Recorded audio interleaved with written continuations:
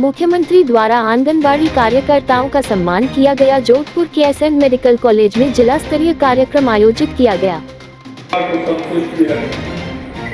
जो बहनें हमारी सर्विस करती हैं, वो पूरा समय सर्विस भी करती हैं और शाम को जाकर अपने परिवार को भी संभालती हैं और परिवार के बुजुर्गों को खाना खिला करके उस परिवार को भी संतुष्ट करती हैं। ये हमारी बहनों के अंदर ताकत होती है। उन्हें व्यक्ति को आता है 8 घंटे काम करके, ऐसा कि सारा काम करके आगे आते ही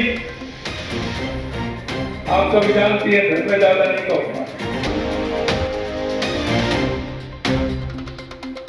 जोधपुर नगर निगम दक्षिण द्वारा सावन महोत्सव का आयोजन किया गया।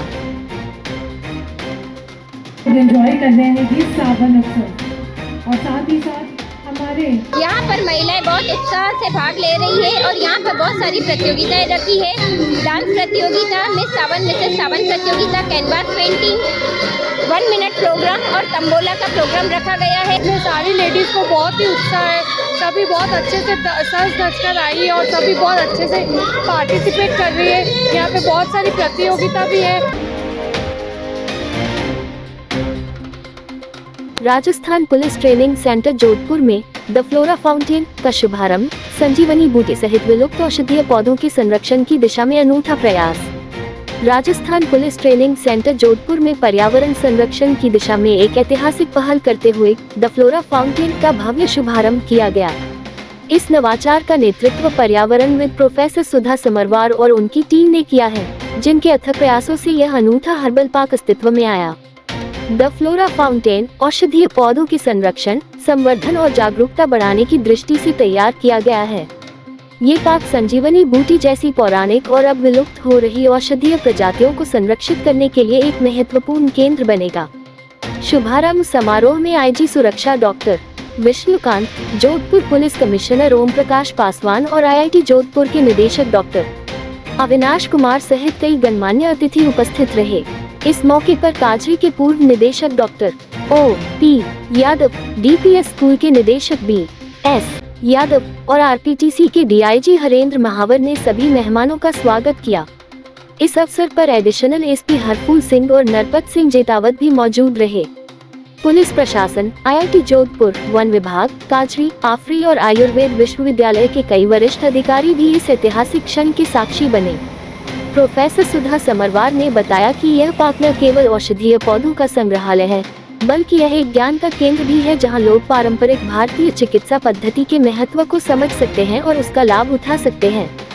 यहाँ विभिन्न रोगों के उपचार में उपयोग किए जाने वाले पौधे उगाए जा रहे हैं, जो आयुर्वेदिक चिकित्सा को बढ़ावा देने के साथ साथ किसानों को गुणवत्तापूर्ण बीज और पौधे उपलब्ध कराने में भी सहायक होंगे।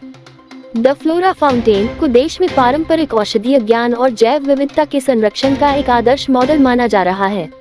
मतलब एंडेंजर्ड सोनेट्स बचाने के लिए उसकी सीड ग्रोथ करेंगे एग्रो टेक्निक के थ्रू, और साथ ही साथ हमने यहाँ पर मेडिसिनल प्लांट्स और उनके आम भाषा के अंदर मतलब औषधीय गुण क्या है वो भी हमने हमारी जो botanical garden the flora fountain के अंदर मेंशन किए।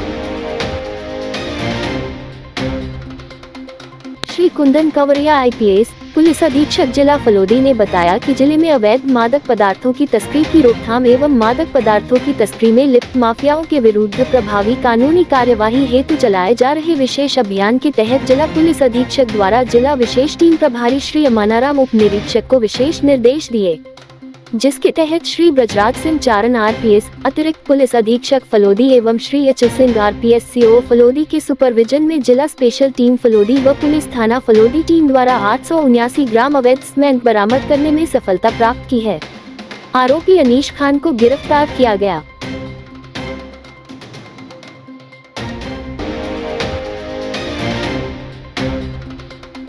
इंडियम अस्पताल में 128 लाइट सिटी स्कैन मशीन का उद्घाटन, शहर विधायक अतुल भंसाली ने किया उद्घाटन। प्रिंसिपल डॉक्टर BS जोधा व अधीक्षक विकास राजपुरोहित ने मशीन को लेकर विधायक को दी जानकारी।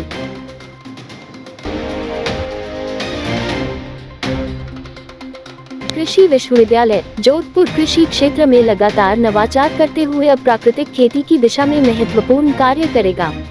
दरअसल प्रधानमंत्री नरेंद्र मोदी की पहल पर चल रहे राष्ट्रीय प्राकृतिक खेती मिशन के तहत ICAR की ओर से प्राकृतिक खेती के लिए कृषि विश्वविद्यालय जोधपुर के मॉडल को स्वीकृति मिली है। इसके तहत विश्वविद्यालय किसानों के लिए प्राकृतिक खेती के मॉडल फार्म की स्थापना करेगा। इन मॉडल फार्म से न सिर्फ मारवाड़ के किसान प्राकृतिक खेती के तौर तरीकों से वाकिफ होंगे, अपितु हानिकारक रासायनिक खाद के उपयोग से बढ़ रही स्वास्थ्य संबंधी समस्याओं के निदान में भी यह महत्वपूर्ण कदम साबित होगा। विश्वविद्यालय के कुलगुरु डॉक्टर अरुण कुमार ने PM नरेंद्र मोदी की इस पहल को ऐतिहासिक बताते हुए इस मिशन के तहत विश्वविद्यालय के मॉडल को स्वीकृति मिलना किसान व पर्यावरण संरक्षण की दिशा में एक महत्वपूर्ण कदम बताया। बरला नगर स्थित मामेश्वर महादेव केरली धाम में आयोजित 10 दिवसीय राम कथा में 9वें दिन सियाराम महाराज ने काकभूसुंडी गरुड़ संवाद सुनाते हुए कहा कि गरुड़ भी भगवान की माया में मोहित हो गए, क्योंकि भगवान की कृपा के बिना राम की प्रभुता को जाना नहीं जा सकता। संत सियाराम ने कहा कि भगवान कहते हैं कि मेरी माया को जीतना अत्यंत कठिन है, परंतु जो केवल मुझे ही भजते हैं वे इस माया से सरलता से पार हो जाते हैं। इसका अर्थ है कि अपना इष्ट और अभीष्ट केवल एक ही होना चाहिए, न कि 36 करोड़। तभी हमारा ये कहना सफल हो सकता है कि त्वमेव माता च पिता त्वमेव, त्वमेव बंधुश्च सखा त्वमेव। अनेक इष्ट होने पर यह कहना असत्य सिद्ध होगा, अतः अपने एकमेव इष्ट को ही सब कुछ मन और बुद्धि सहित समर्पित करके उन्हीं की शरण में चले जाने पर इस विश्व माया से मुक्ति मिल जाती है। संत ने कहा कि प्रभु की माया प्राणी को भगवान की शरणागत होने के लिए प्रेरित करती रहती है, परंतु जो ऐसा नहीं करता वह मायाजाल में फंस कर रह जाता, क्योंकि इसे यदि नष्ट कर दिया तो सब वैरागी हो जाएंगे, फिर सृष्टि का संचालन ही नहीं होगा। कोई किसी से मोह नहीं रखेगा तो किसी का ख्याल भी नहीं रखेगा। इसीलिए प्रभु ने ये नियम बनाया है कि बिना चित्त शुद्धि के और बिना ज्ञान के माया से मुक्ति नहीं मिलेगी। ये थे आज के मुख्य समाचार। विस्तार से जानने के लिए पढ़ते रहिए दैनिक नवज्योति। दैनिक नवज्योति के YouTube चैनल को सब्सक्राइब करें और ताज़ा अपडेट के लिए बेल आइकॉन दबाएं।